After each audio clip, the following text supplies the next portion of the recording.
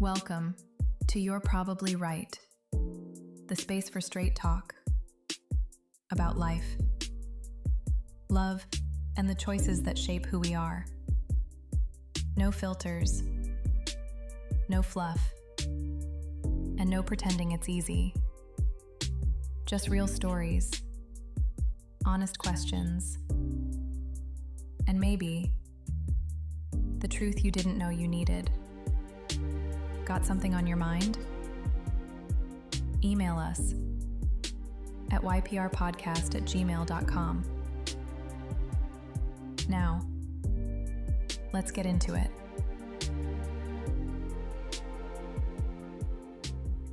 Hey, what's up, y'all? It is MCM again, and you're listening to You're Probably Right. A second part of what I thought was going to be one episode, but I was wrong. And I actually said that this episode would be 240, but it's actually still episode 239 because I don't cheat you. And I'm not trying to just pretend I have other episodes. This just happens to be a long one. And I don't like to, recording terminology, I didn't want to render a very, very long episode. So I'm cutting it in half. Okay. So this is, again, being too nice too quickly in a relationship. And there's 8 parts that I was talking about, and this episode we are on number 4. So if you happen to for some reason checked in on this one, understand you're in part 2. So the best thing I would encourage you to do is go back to part 1, and also just I apologize for the bad reading.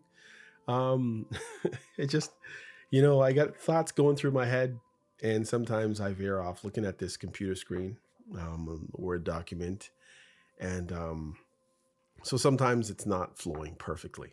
And I do go in and out of the text to riff a little bit sometimes if I have a feeling to say something, or maybe I think you might have questions, or something may just naturally come up. So I end to come off the text a little bit and talk differently, which I really, really prefer to. But because I want to cover all of the information, I really, really want you to get this. So please don't start with this one. I mean, you can if you want to, and maybe if you think that it's cool, because I'm anticipating this part of the episode is going to be better than the first, just because I've been reading for so long and I've gotten used to it and I'm not tired. So this is a good thing. Remember, these episodes are for entertainment purposes only. I do not profess to be a professor of anything. I'm a professing Christian. That's about it. I went to college a couple times, finished high school, elementary, and lived life. I have kids. I'm single. But I've lived a lot, and I'm a single father, so my kids are actually at home, which is different in the society as well. And I've had a part in raising my nephews and other people's kids as well. And, I feel for people, and sometimes I want to talk about things that affected me in my life that I used to think that was only me that went through. And sometimes I just talk about stuff that I know affects other people. So that's the whole point of this podcast. And if it helps somebody, then great. If it doesn't, and it teaches you how not to do things, then I'm okay with that as well. Because at least you learn something, right? One way or the other. If you're saying, I'm never doing that, this guy doesn't know what he's talking about, well, I'm okay with that as well. All right. First, I want you to listen to this thing. As I've said before, I cloned my voice speaking in an English accent for 30 seconds. So this was made off of that, and just check this out, okay? Here we go. Hey there. I see you. I see you sitting by the window, watching the street, glancing down the hallway, looking at the car next to you or the person beside you on the bus or across the train aisle. I know you spend a lot of time around people but still feel alone. Or maybe you're at home by yourself with no real outlet, because somewhere along the way you stepped back from the relationships and community you once had. Maybe you've been pulled into the screen, hours on the computer, video games, or social media, while the real world passes by. Maybe your marriage has broken down, and you're left feeling isolated because the one person you leaned on most is no longer there in the same way. Don't give up. Don't stop building the life God made you for. Family is the cornerstone, Whether you're working to strengthen the one you have, rebuild after loss, or create a new one. Surround yourself with people who share your values. Join a church where families gather and grow together. Volunteer, join a local sports team, or take a job where you can meet and talk with people face to face. You were made for connection, real, lasting, in-person connection. So keep reaching out, keep trying, keep fighting for the kind of life and relationships that bring joy and stability. I see you, and more importantly, God sees you, and He calls you to live in fellowship, not isolation. Exactly. All right, here we go. So this is number 4 of the 8. Don't abandon your life. Keep your own world spinning. Okay. Let's shift to another common trap, making the relationship your entire world. This often happens subtly. You meet someone, you fall in love or grow attached, and slowly, without even noticing, you start to orbit around their life. Instead of living your own, maybe you cancel plans with friends. Maybe you spend a lot less time with your kids, just in case, they want to see you. You drop hobbies so you're always available. Your schedule, your mood, even your thoughts start to revolve around this person and their patterns. If they're happy, if you're happy, if they're distant, wait, if they're happy, you're happy. I don't know why I said if you're happy. If they're happy, you're happy. If they're distant, your whole day is ruined. Yes, if they're distant, your whole day is ruined. Does that sound familiar to you? This is a huge issue, particularly when you're involved with an avoidant partner. I'm going to get my glasses. Maybe my glasses are going to help me better. Avoidants are hypersensitive to feeling trapped or being someone's only source. So if you've ever had a partner who's like begging you to spend time with other people and doing other things, it's a hint. And some of us don't know how to take a hint. When you hear the person saying stuff like, I wish you had friends, or you should make some friends, or maybe you should join this or do that, they're trying to give you a hint that you might be suffocating them a little bit, and they're trying to help you out, and they're trying to help both of you out. Okay. Not that they're trying to get rid of you. It's just you need other stuff to do. It's a reality and it's healthy. And you can bring back, fresh perspectives from the real world. You're not just stuck in a world with just you and them. You have stuff to talk about as well, right? If they sense that you have nothing else going on outside of them, it creates subtle but constant pressure. It feels like the weight of your happiness is entirely on their shoulders. And that pressure doesn't pull them closer. In fact, it drives them to create more distance so they can breathe. I think I've done this to somebody before. Consider an example. Suppose you were a person who loved painting, going to yoga class, and had a regular game night with your friends. I gotta take these glasses off. And then you start dating someone avoidant. At first, you naturally want to spend a lot of time with them. That's normal in the honeymoon phase. But then you continue to give up your independence activities one by one. You skip painting because you're texting with them. You stop going to yoga because that's the night that they are usually free to call. You bail on game night because you don't want to miss a chance to see them if they suddenly feel like it. Over a few months, your life has shrunk down to just them. And ironically, as you do this, you might notice your avoidant partner kind of pulling back. They might say things like, I feel a bit smothered, or you might just sense their withdrawal. It's baffling because in your mind, you're thinking, I'm devoting myself to you. Isn't that a good thing? Isn't that what a good partner does? But to them, It's like you've become a satellite, always orbiting, always ready to revolve around them.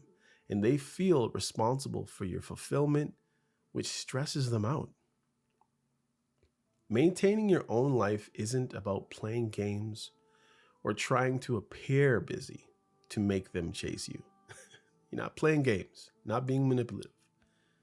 It's about genuinely investing in the parts of you that exist independently from the relationship. And I know it's hard for many of you because it's like all you want to be, like many of us, it's like all you want to be is in a loving, nice relationship to the day you die. Like you literally, that's where you want to be.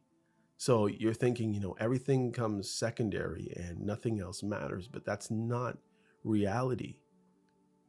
It means continuing to pursue your passions, your friendships, your career, your studies, your health, your creativity, especially your creativity. Whatever it is that lights you up, whatever they saw when you got together, they still want to see it. Outside of your partner, you got to think. When you do this, a few great things happen. First, it relieves your partner of the burden of being your everything. They see that you have your own center of gravity. As the transcript beautifully puts it, you're not clinging to them as your sole source of, your purpose, your happiness. This makes them feel safer because the relationship doesn't threaten to consume their entire life or yours. They can be with you without feeling that being with you means losing themselves, since you clearly haven't lost yourself. Second, keeping your own life vibrates.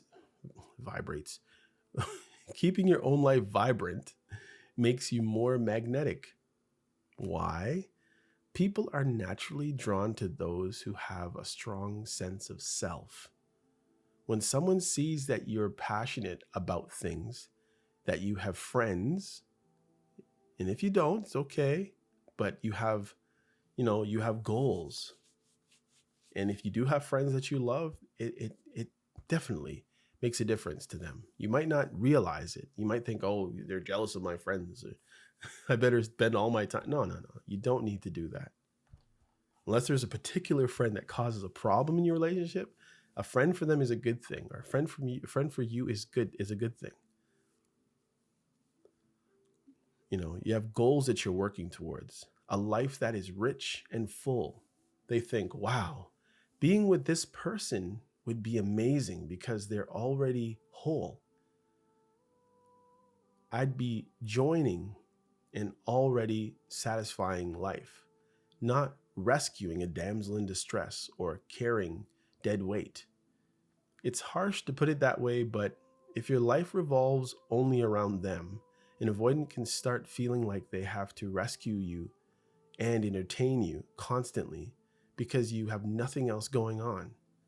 In contrast, if you continue to grow in your own lane, you protect yourself from an emotional roller coaster of the avoidance ups and downs as well.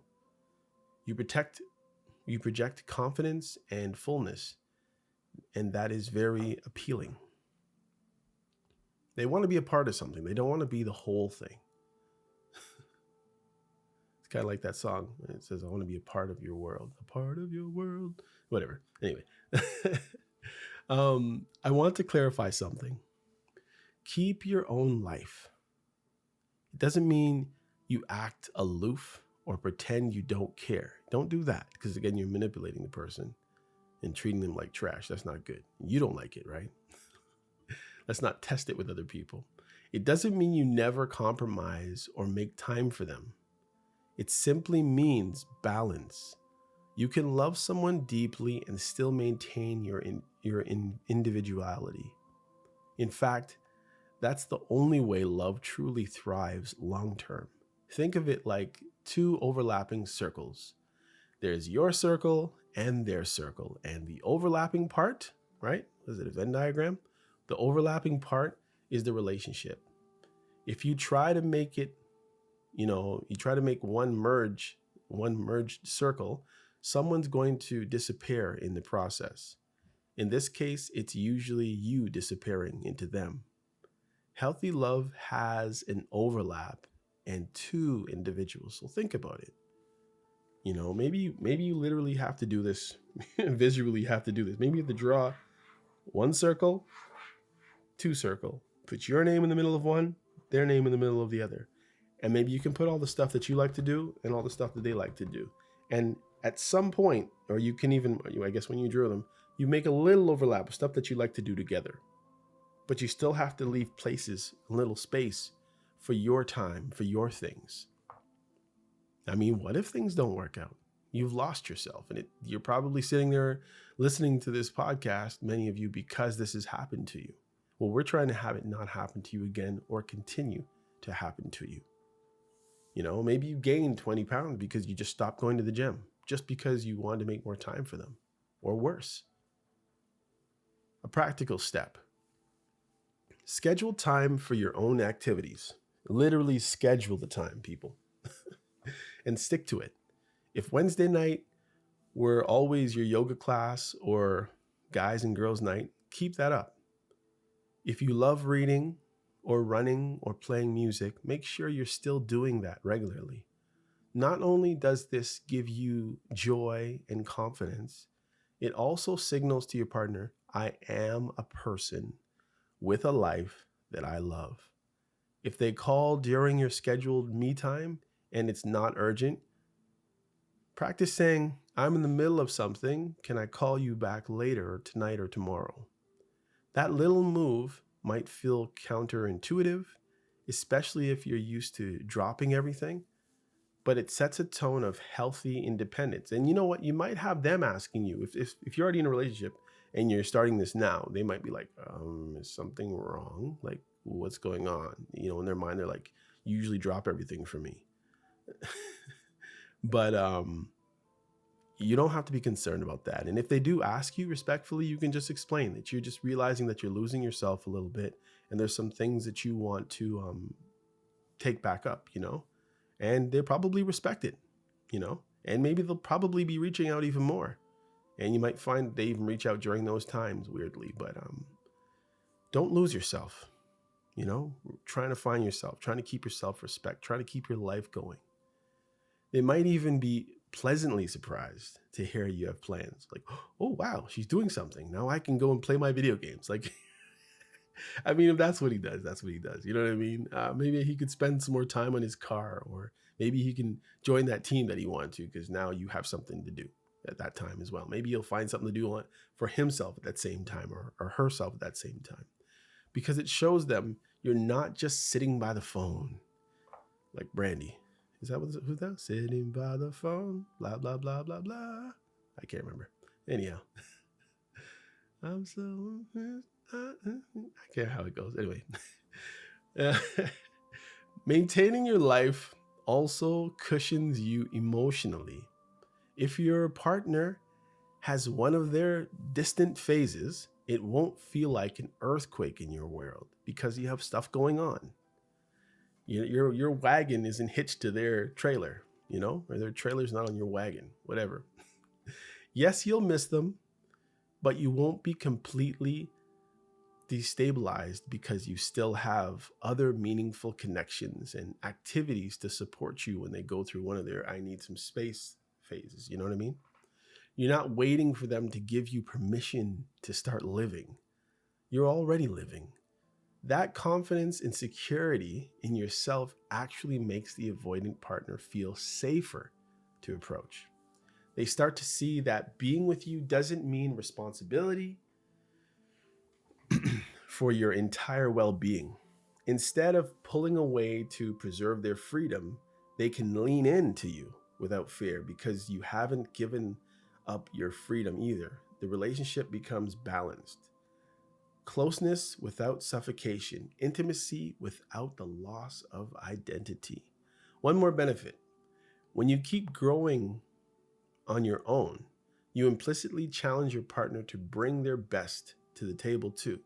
They see you bettering yourself, enjoying life, and they'll either want to rise and be a part of it, or they'll fall behind and show you that they're not healthy and they're not for you in this relationship. Either way, you're better off. And I know you might not think so right now, or you might not feel that way, but trust me, please trust me. So ask yourself, have I given up too much of my life for this relationship? If yes, start reclaiming pieces of yourself. Reconnect with friends, restart your hobbies, set a personal goal. It's never too late. You'll notice it not only improves your mood, even around them, and confidence, but it'll also shift the dynamic with your partner. They'll feel the change. Suddenly, you're not always immediately available. And while that might jar them at first, which it probably will, especially if you haven't been that way in a long while, it will ultimately pique their respect and interest. You become a person with your own orbit. And that is very attractive. Understand that. Very attractive. You have a life of your own. As the saying goes, a relationship should be the dessert, not the whole meal. Keep feeding yourself with the full meal of life and let the relationship be the sweet addition. Number 5, speak your needs directly. No more hinting or bottling up everything because you'll explode. Just being real. Have you ever been afraid to speak up about something that bothers you? So you resort to dropping little hints and hoping for a mind read, or just hoping your partner will magically understand? Many of us have done this. Maybe you say, "It's fine, don't worry about it," when it's really not fine and you're really worrying about it. Or you sigh and go quiet, hoping and probably moping they'll notice and ask, "What's wrong?" This kind of indirect communication is especially common if you're trying to be nice and not start conflict. You might think you're sparing everyone's feelings, but with an avoidant, this backfires tremendously. And you probably already know that, or you don't, and you're about to find out if you continue in your ways.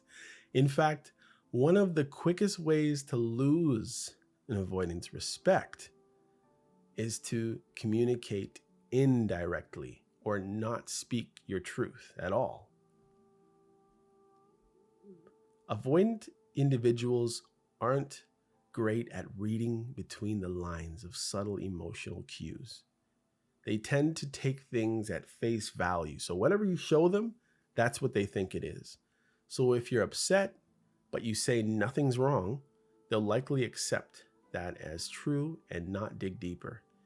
If you need something like more quality time or reassurance, but you only hint at it by saying something vague, they might completely miss the request. Then when your needs go unmet because you never clearly stated them, you start with the good old thing called resentment, and it builds on your side. You might think they should know and anyone else would pick up on this. But the reality is they don't know because you haven't told them in a way that they understand. Stop expecting people to be mind readers. It's not a real thing. What happens then? That resentment leaks out in your tone of voice, in your passive aggressive comments, behavior. Maybe you withdraw emotionally because your needs are not met. Suddenly there's tension in the air and the avoidant partner senses it, but might not know why. They just feel this cloud of discomfort. And remember, for an avoidant, confusion and emotional tension feels like danger. They get anxious in their own way because something is off, but they can't figure out what it is. You've left them with a puzzle for no reason other than you didn't communicate. This often leads them to withdraw even more to escape the uncertain tension. It's a bad cycle. You don't speak up directly, your needs aren't met. You get upset, they feel a weird vibe, and pull away. You feel even more hurt and unloved, Let's break the cycle. Embrace direct, clear communication. I'm going to read that one more time for you because that was good. It's a bad cycle. Check it out. You don't speak up. I don't like eggs in my rice. Like whatever, right? They keep putting the eggs in the rice. Your needs aren't met for clear and clean rice, unfettered. You get upset. They feel a weird vibe and have no clue. You feel even more hurt and unloved, right? You get it? And it just goes around and around in different situations. And what you're basically doing is setting everything up for the beginning of the end. Do you understand how important it is now to communicate? And it could be anything. I just use something random.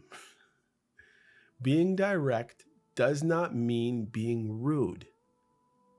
And it doesn't matter if you've done this a few times and they really have no clue still. And you're like, well, you should know by now. We've been together for. No, that doesn't work. Clearly say what you need. Clearly say what you would like. Don't expect people to guess what's going on in your head. It's a full other human being. You understand?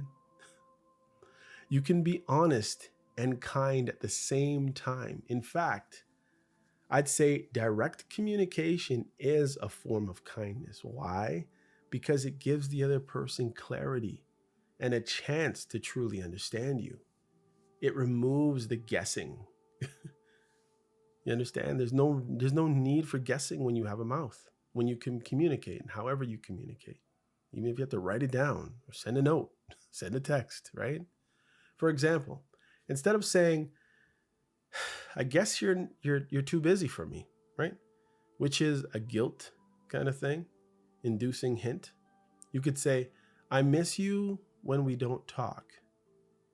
Could we plan a time each week for a proper catch-up call? Or I'd really enjoy that, See the difference in those two statements, right? Rather than just guilting them, you can just ask them, just tell them how you feel when you don't do something together, say, right? That's what it is. And then ask if you can plan. So you're also offering a solution, how to fix it, right? You're not just saying, oh, I miss you. No, make a plan then. Give them, what can we do to fix this? Since you're the one with the problem, right?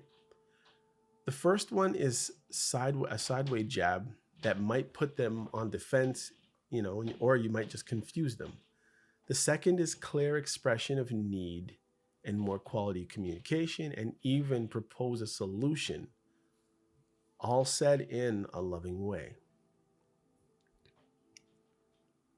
Or let's say your partner cancels plan like last minute. It really hurts you. Instead of pretending it's okay and later seeing about, instead of saying it's okay and later seething about it, you can calmly say, I was disappointed when you canceled our plans on short notice. I was looking forward to seeing you in the future. I'd appreciate more advanced notice if something comes up, maybe so I can figure out something as well to do, right? That honest and direct, but not attacking, way of saying it. You're focusing on your feelings and your request rather than labeling them as an inconsiderate person or something. This kind of transparency is something avoidant partners can actually work with. Why? Because you remove the guessing game, and trust me, they hate that guessing game, even if you don't know. It's uncomfortable and they have no clue. They're out here groping in the dark, trying to figure out what's going on in your mind when you could have just said, right? Say it with love. You're making it clear what was wrong and what you need without the drama. Unless you like drama, right? That's what you want. You want to end your relationship slowly, the slow death. When you start speaking openly and a powerful message is sent about your self-respect, you're effectively saying, I value myself and this relationship enough to be honest about what I feel and need. That builds trust because it shows you're not hiding your truth or secretly trying to manipulate the situation by guilt tripping or going silent. Instead, you're treating your partner as an adult who can handle your honesty. And guess what? That encourages them to be honest as well. It sets a tone that both people's feelings can be discussed out in the open. Also, being direct gives your avoidant partner a fair chance to meet your needs. If they don't even know what you really want, they're guaranteed to fail. But if you clearly express it, now it's on them to decide if they will step up.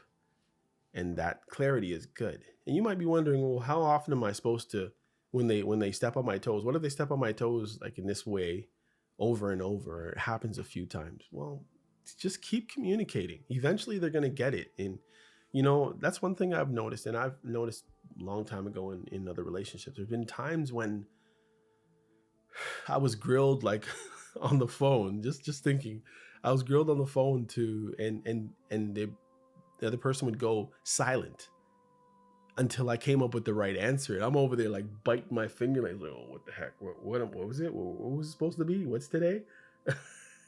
And not having a clue. There's, maybe they're a person who has many dates in the year to remember. And maybe you don't even remember. You have no clue. You can't remember unless you've written it down or put it in your device, your phone or whatever.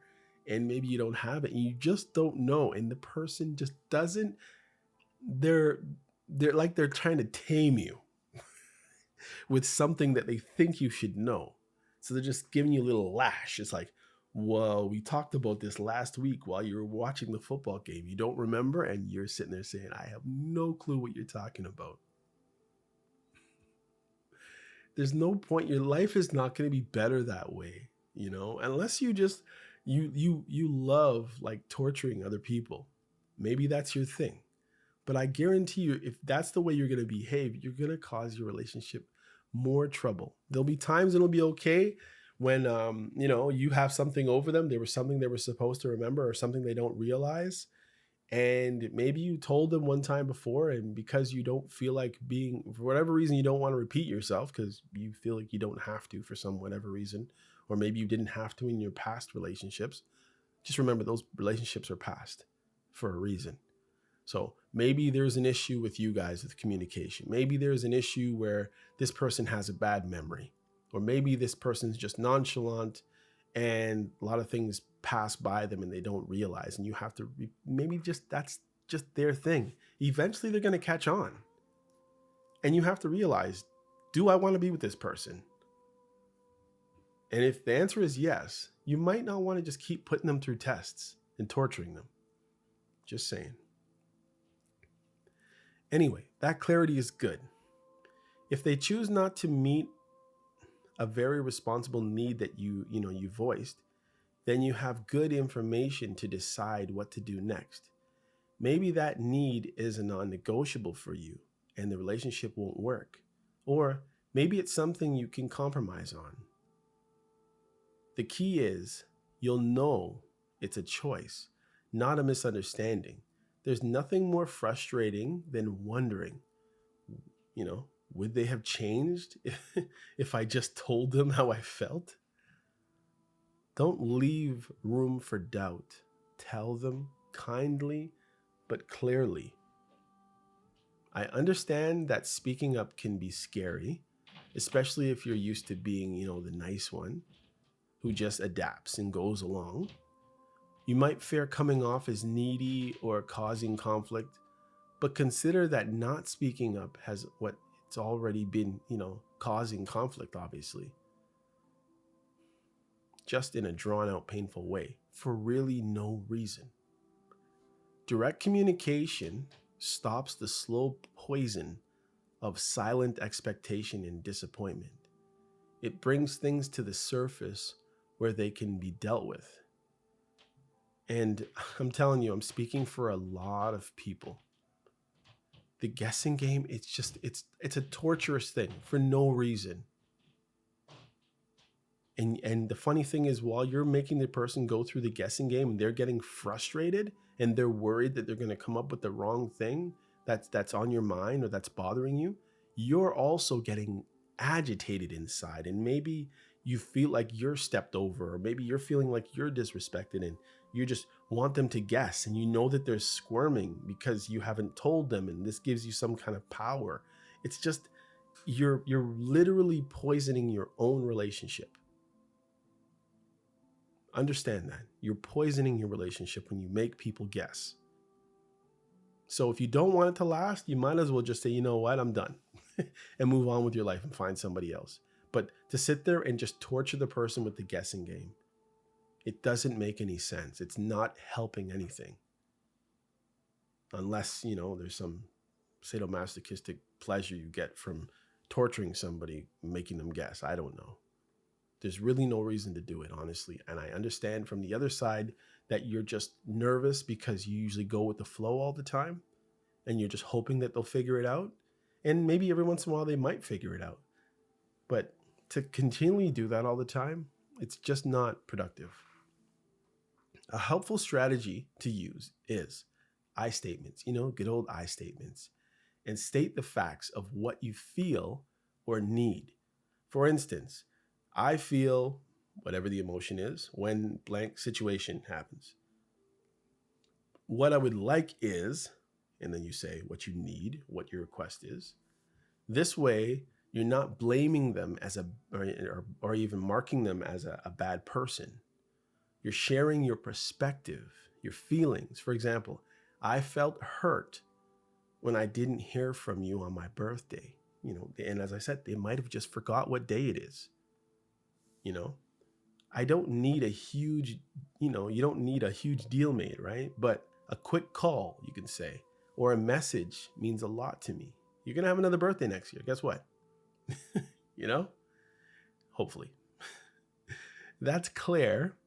And compare it to hinting. Like, some people don't even text on important days. Sigh. See how the hint is just going to breed confusion or defensiveness? Clarity is so much kinder to them and to you. Directness may feel vulnerable, and it is. You're showing your cards, your feelings, your needs. And I know it's like you want to feel important, and for some reason you feel that this will make you feel more important if this person pulls it out of a hat of what you're thinking or what's bothering you. But it doesn't help your relationship. Trust me, it doesn't. Directness may feel vulnerable, but you're showing your cards, your feelings, your needs. But the vulnerability is also what creates genuine intimacy. If you cannot express who you are and what you need, you can't be truly known or loved for who you actually are. You end up feeling invisible, resentful, while the avoidant or just the other partner feels like they're always guessing and always failing. Nobody wins. You want them to win, and you want to win too, because if you win and they win, everybody wins. By speaking your needs openly, maybe they need to put, like if there was the birthday thing, maybe they need to put it in their phone, or maybe they had it in their last phone and they have a bad memory and they had their phone replaced and they lost all their contacts and all their calendar. I don't know. Whatever it is, right?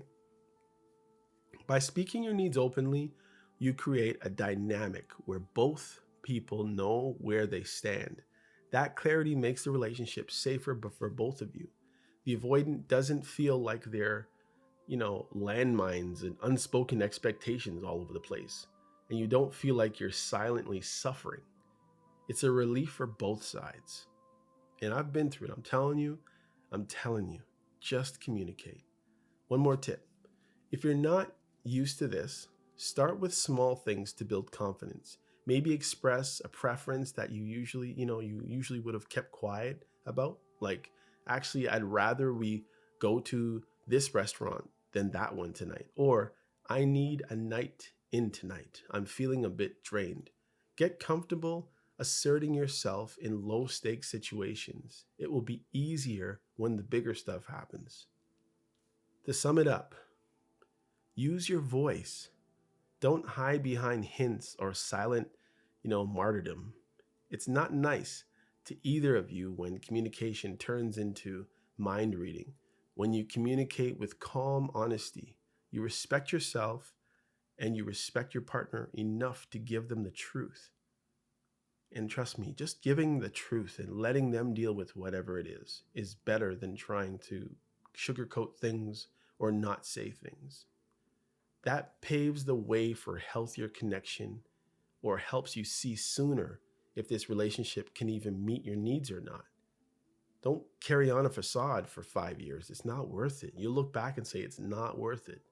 And yes, an avoidant partner can handle direct communication. In fact, they prefer it because it removes the fog and the confusion, the stress that they find so uncomfortable. 6, let them earn it. Allow natural consequences. Listen, this next shift is all about what happens when the avoidant partner pulls away, as they sometimes do. A common pattern is that the moment you sense your partner distancing, maybe they go quiet or affection drops, you go into repair mode. You reach out more, you offer more affection, you might even apologize for things that you aren't even sure are your fault, or you definitely know they're not your fault, all in an attempt to close the gap immediately because you're uncomfortable with that. It's like connection gets a small crack and you rush in with glue, tape, and nails, anything, duct tape to fix it as fast as possible so it doesn't break everything. I get why you do that. Distance can feel unbearable when you fear the relationship might slip away because of it, right? But here's the truth. When you rush in to erase every sign of distance, you rob the other person of the opportunity to experience the consequence of their own withdrawal. And trust me, they feel it. It doesn't seem like it, but they feel it. Let's break it down. Your partner often withdraws because it gives them a sense of control and safety. They pull back to self-regulate or because closeness triggers their fears. If every time they do this, you respond by chasing harder, texting more, planning grand gestures to win them back and appeasing them, what message does that send? Think about it. It teaches them, whenever you need space or pull away, I will do all of the work to close the gap. You won't have to miss me because I'll always be right here trying to connect. In fact, you're rewarding the very behavior that hurts you, and they're going to keep doing it because you're rewarding it. You get that?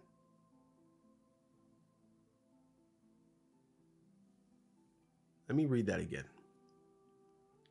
It teaches them, whenever you need space or pull away, I will do all the work to close the gap. You won't have to miss me because I'll always be right here trying to reconnect. In effect, you're rewarding the very behavior that's hurting you. Do you understand? You're encouraging them to hurt you in that way. Think of it like this. If a child refuses to eat dinner and the parent immediately gives them dessert to make them happy, that child learns, oh, if I push the dinner away, I get cake.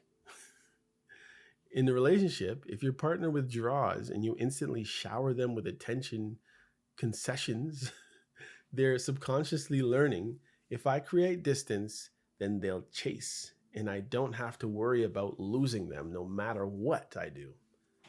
There's no discomfort on their side for pulling away, only comfort in knowing you'll always cover the slack. Allowing natural consequences means if they create distance, they can feel the distance that they're creating. It's not about punishing them or playing games. It's about balancing, reality.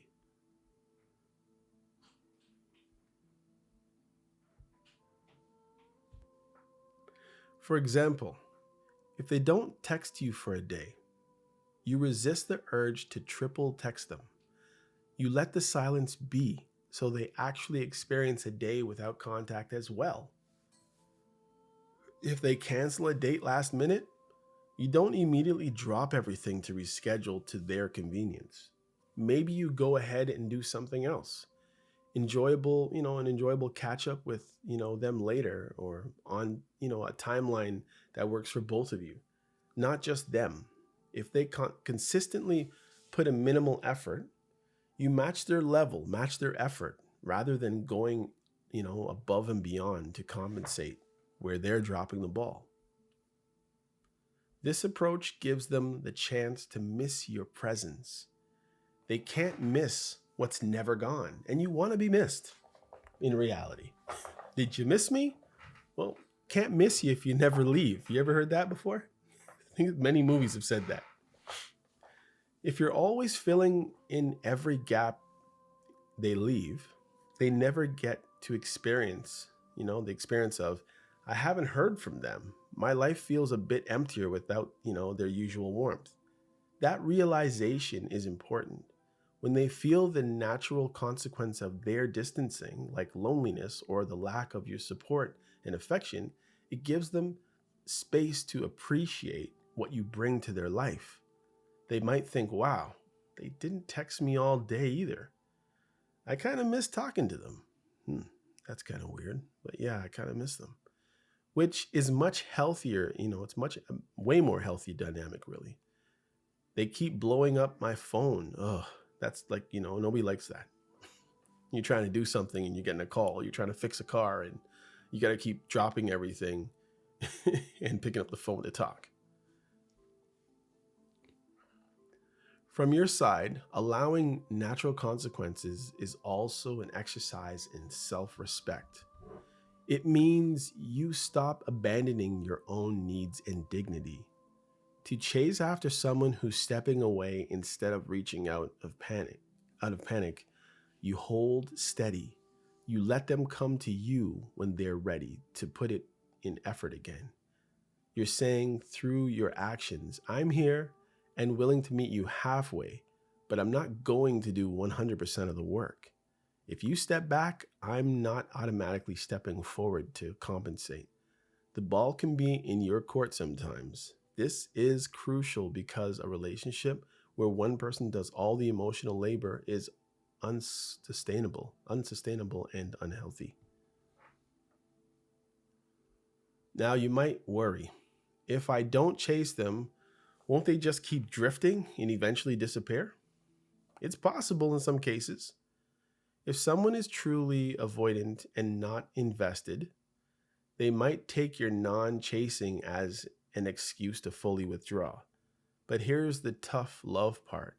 If that happens, it's likely would have happened anyways, but maybe at a later date when maybe you had invested so much more of whatever that you've been investing already. You cannot force commitment or effort from someone by chasing them. You might temporarily appease them or keep them around for a little bit longer, but at the cost of your self-esteem, your time, and by enabling a lopsided relationship, letting them face the consequence of pulling away is a way to test the truth, the strength of your connection. If they care and are capable, they will feel the distance and in time step back towards you. If they don't, then it's better to know that sooner and save yourself from investing more into someone who won't meet you in the middle.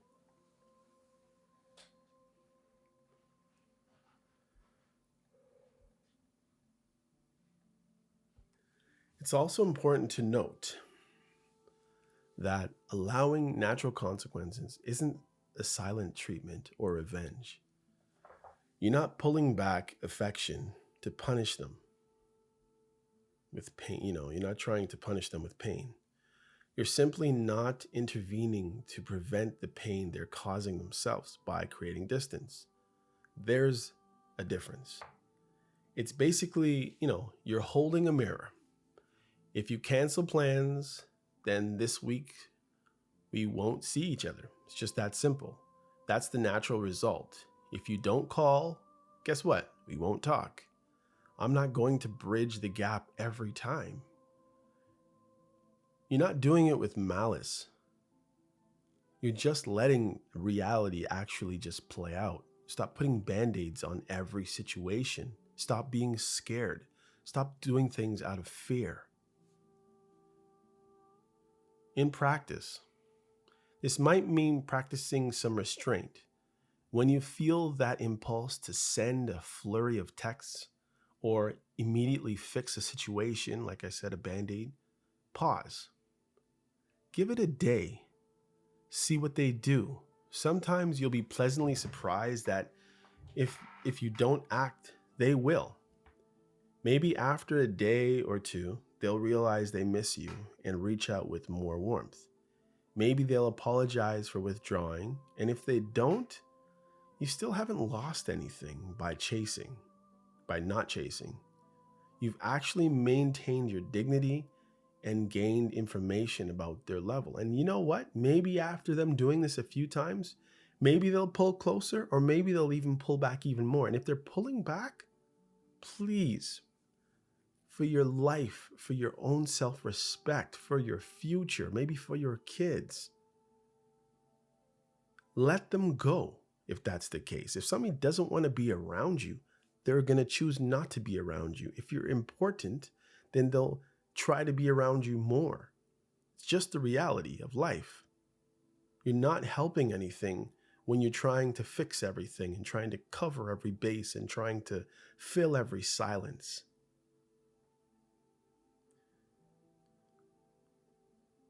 When you do reconnect after a period of distance, you can also communicate about, if you need to, whatever it is.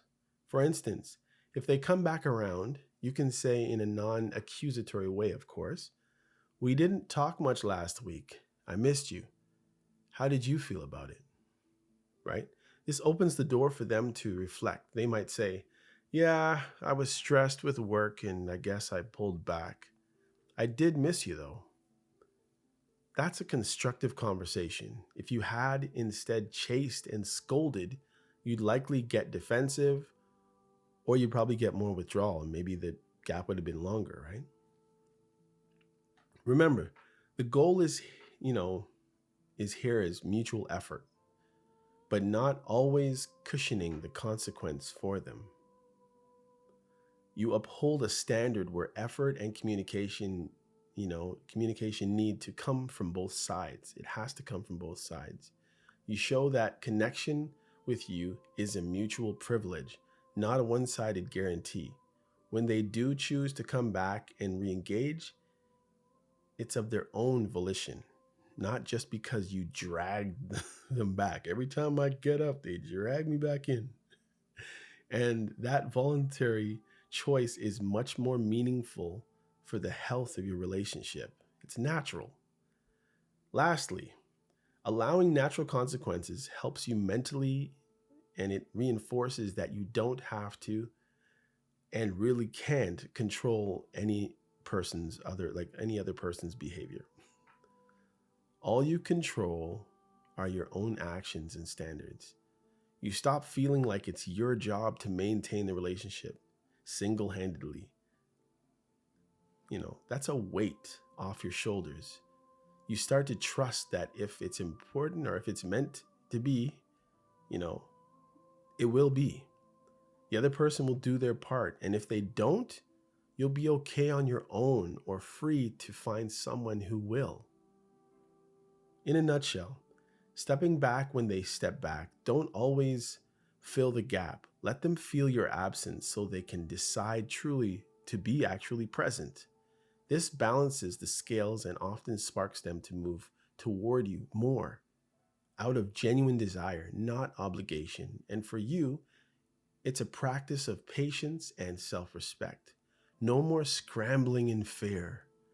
The relationship either strengthens because both of you invest or fades if only you're investing. Either outcome, you retain your dignity and emotional health. Don't let anybody destroy you. Slowly, slow death. Don't keep accusing. Number 7, don't keep excusing disrespect. Being a kind, understanding partner is great, until it slips into constant accusing, disrespectful behavior. Or excusing disrespectful behavior. A dangerous misconception many of us have is that being nice means always being understanding, always forgiving, and always finding a way to rationalize our partner's hurtful actions. Now, you can always be forgiving, but what you're not forgiving, or what you're not really allowing, which probably a better word, is the disrespect. It's not the person, it's the respect we're talking about when you say always forgiving the disrespect. If you're with an avoidant partner and you fear rocking the boat, you might fall into this trap. They do something upsetting and you immediately try to see it from their perspective. You have a perspective too, remember. Giving them the benefit of the doubt, or tell yourself they didn't mean it, they're just stressed, it's because of their past, etc. While empathy is important, constant excuse making is not creating love or harmony. It's creating an environment where your own needs and feelings become invisible. Disrespect doesn't always show up as blatant as dramatic abuse. It can be subtle, chronic, and unreliability, like repeatedly canceling on you or not following through with promises. It can be dismissing your emotions, you're overreacting, or why are you so sensitive? It can be repeating behaviors that they know hurt you, but they keep doing them anyway. Every time one of these happens, you brush it under the rug. You're effectively training yourself and them that you'll tolerate less than you deserve. I know it can feel like you're being compassionate by letting the things go. You might think, I just want to keep the peace. I understand they have issues, so I shouldn't make a big fuss. But here's the hard truth. Partners, honestly, anyone often operates at the level of treatment. I should have said that the way it was written. Avoidant partners, and honestly, anyone, often operate at the level, treatment you allow. You're treating people how to treat you. If you accept disrespect without speaking up or setting a boundary, you're actually setting the boundary, and the boundary is there is no boundary. You communicate that there is no real consequence for crossing the line. Over time, this erodes your self-respect because deep down you feel hurt and mistreated. You're going to get bitter, and it erodes their respect for you because, cautiously or not, they see that your words need. Wait, sorry. Sorry. Let me start that over again. Where is it? Cautiously or not, they see that your words and needs don't carry any weight. Healthy relationships, even with avoidant people, require mutual accountability. Both partners need to consider each other's emotional well-being and act with basic respect. If one person keeps acting without regard for the other and never is called out on it, the relationship becomes one-sided, and you're also creating a status quo, right? And resentment grows quietly. You might think you're avoiding conflict by not addressing issues, but you're really just internalizing all the conflict. So there still is a conflict, but the conflict is happening within you. And you might blow one of these days. It's like you swallowing the poison so the other person doesn't have to taste it. Eventually, the poison builds up. So how do you break this pattern? Call out disrespect calmly and clearly. This doesn't mean yelling at them or insulting them. It doesn't mean calling them out and comparing them to people in your past. It means naming the behavior that hurt you and asserting that it's not okay. For example, if your partner consistently shows up very late without checking in, you could say, when you show up an hour late without letting me know, I feel disrespected. My time is valuable. I need you to communicate or be on time. Otherwise, this isn't going to work for me. That's straightforward. or if they make a disparaging joke at your expense in public, you can later say, that joke you made about me earlier bothered me. I don't find it funny, and I don't want to be spoken about like that. If they dismiss your emotions regularly, when I share that I'm upset and I say I'm overreacting, it really hurts. I need you to listen and try to understand instead of judging my reaction. Yes, speaking up like that feels risky, especially if you've gotten used to staying quiet. You might fear they'll say you're overreacting again or that they'll leave, but consider the alternative. If you keep letting disrespect slide, you'll continue to feel diminished and the relationship will degrade anyways, but you'll stay in there being disrespected the whole time. By addressing it, you at least give it a chance to improve and you stand up for yourself, which boosts your self esteem. An avoidant who truly cares about you might initially bristle. They might go, like, what the heck? When you call them out on it. Nobody enjoys being called out. But if delivered calmly, the message will sink in that you respect yourself intrinsically. Avoidants often respect partners who stand firm in their values. Despite their fear of closeness, many avoidants will rise to the occasion when they realize they can't just do whatever and keep you. When you refuse to tolerate behavior that hurts you, you set a tone. And there is a difference, but this behavior we're talking about here is something that actually hurts you. Not because you're overstepping your boundaries, but because you have set boundaries and they're being overstepped. You set a tone of self-worth that challenges them to be better if they want to be with you. You have to understand it is a privilege to be with you. You're not a doormat. Now, what if they don't rise to the occasion? Well, that's possible too, right? Let's be real. Some people, some avoidants, whether avoidant or not, will not change or respect your boundaries. If you calmly assert, I won't stay in a situation that diminishes me and their disrespect continues, then you may have to follow through by distancing yourself or ending the relationship. And as painful as that might be, remember, listen, like, it might be really painful. Maybe you've been waiting a long time to get into a relationship. But listen, remember that by doing so, you protect your dignity and make space for a healthier connection in the future, with or without them.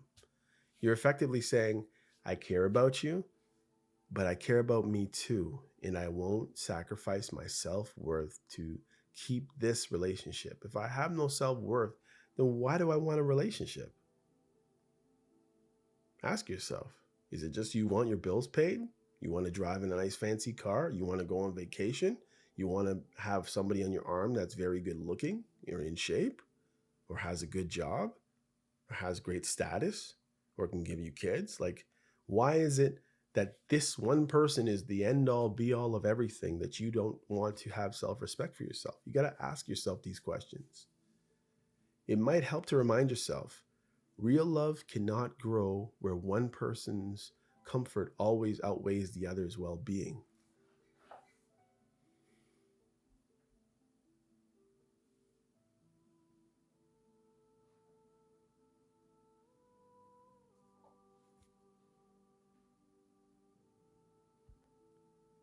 If you're always the one understanding and adjusting, and they're always the one indulging their every whim or bad mood at your expense, that's not love.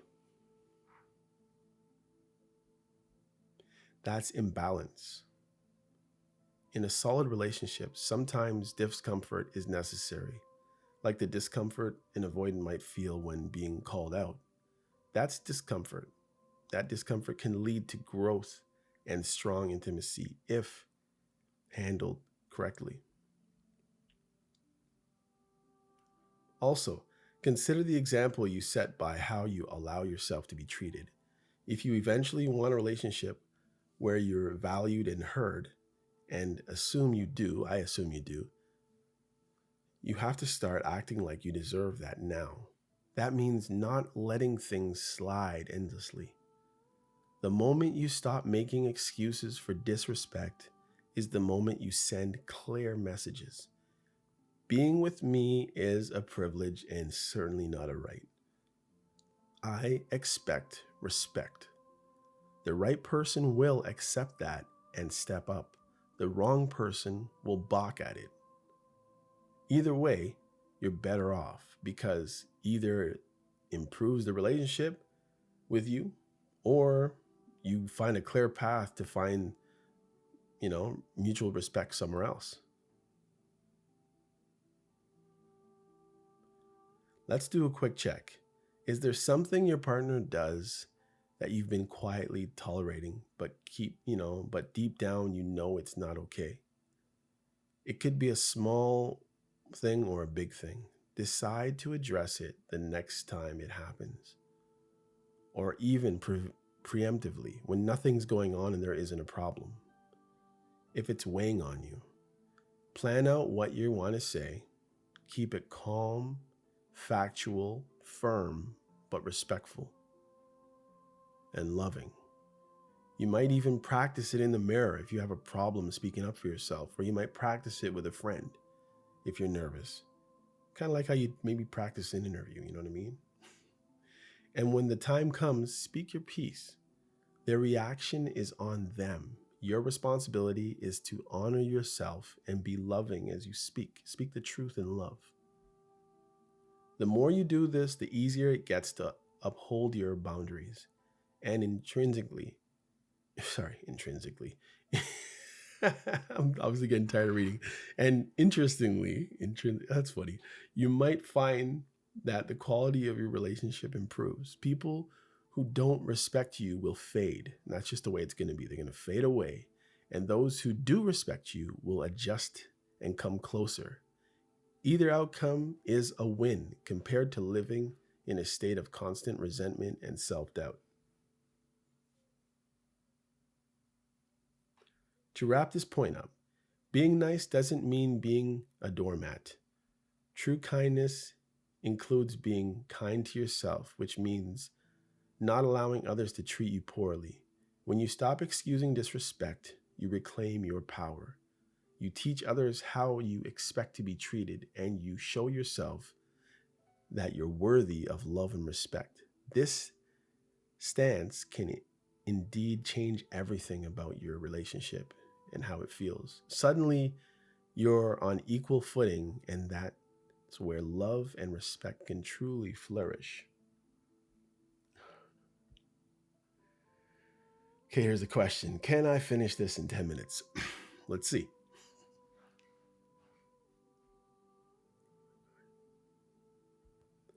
I thought I was going to be able to finish it this time, guys, but I'm not. So I'm going to go this time and I'm going to come back to wrap this up. There's only one left to do, but I don't want to squeeze it in. I don't want to, I think this teaching, although my reading hasn't been amazing, not perfect. I mean, if you email me, I can send you, I can send you the whole document so you can read it yourself,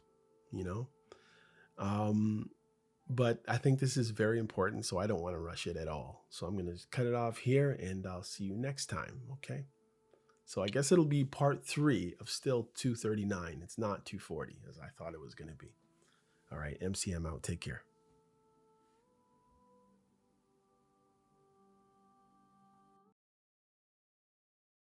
Hey, come check out You Probably Right podcast. Society is getting more unpredictable every day, but at the same time, predictable in its unpredictability. Say that 4 times real fast. Come with me as I attempt to find clarity in all the fog while staying way outside the box and kicking the box way down the road with my size 12 docs.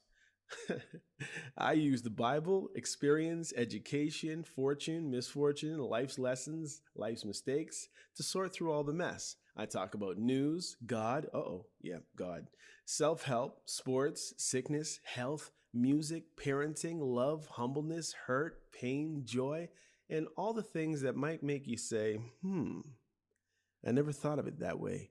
Hopefully, anyway. Also, I take a stab at answering tough and not so tough questions, and all the while understand that, listen, sometimes you end up in the hot seat and there's no thermostat. Well, that's how it is here. And because there's no topic, very few topics off the table, Torontonians will understand that Doug Ford reference there. Hopefully the podcast will be helpful and uplifting. And hey, maybe you'll find your own private Idaho here somewhere. Hope to see you soon.